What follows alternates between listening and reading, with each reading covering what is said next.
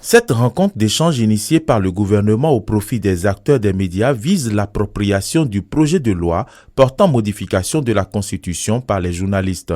Plusieurs ministres du gouvernement étaient présents à la dite rencontre de ce samedi. Pour le garde des Sceaux, le moment est venu pour expliquer à ceux qui informent le peuple le contenu du projet de loi de révision de la Constitution.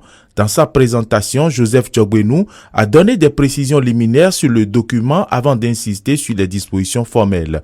Après avoir rappelé la procédure à suivre pour aboutir à la validation ou non d'un projet de loi de révision de la Constitution, le ministre de la Justice a apporté des explications sur certaines dispositions essentielles, comme l'alignement de la durée des mandats des élus à 6 ans.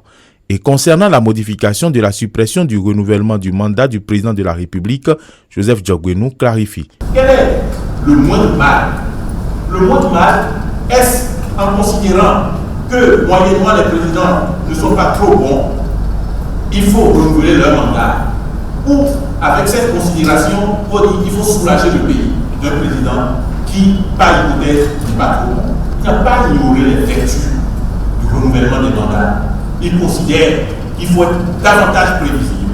On peut regretter un président très bon et lancer le défi que ses successeurs seront meilleurs à lui. Mais un président qui n'est pas bon, qui est même moyennement mauvais, il faut éviter que l'État souffre de sa présence qu'une virgule de seconde de plus.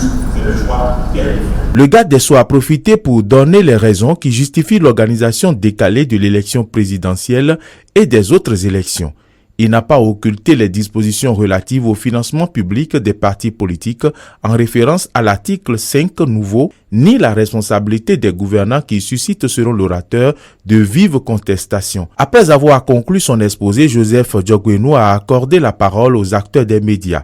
Si dans leur prise de parole, certains ont félicité le gouvernement, d'autres ont effectué des apports tout en étant d'accord pour la perfectibilité du document, tandis que d'autres ont été plus ou moins acerbes. Est-ce que vous pensez aujourd'hui, Monsieur le ministre, que ce projet apporte un impact véritablement social? Alors, ce qui engage les ressources de l'État, il prend sur lui la responsabilité de décider et après de faire le point aux députés. Monsieur le ministre, est-ce que vous pensez qu'il est encore plus fort, qu'il est moins fort ou qu'il est faible? Le garde des Sceaux en réponse aux interventions des acteurs des médias. Nous sommes ici sur la loi portant révision de la Constitution. Chaque chose en son temps. Il n'est pas exclu que nous allions au référendum. Mais pour le moment, ce sont les 4/5 que nous poursuivons. Dans le cadre du dialogue, je veux dire encore une fois, s'il y a des amendements qui sont possibles, ces amendements sont possibles et nécessaires dans le cadre du dialogue institutionnel à l'Assemblée nationale. Que chacun se rappelle au moins que si l'amendement, les 4/5 ne sont pas obtenus à l'Assemblée nationale et que le projet doit être soumis au référendum, c'est le projet du président de la République qui est soumis, élagué de tous les amendements. En attendant que les élus du peuple ne montrent la voie à suivre, les échanges sur le projet de loi de révision de la Constitution continuent loin des micros et caméras.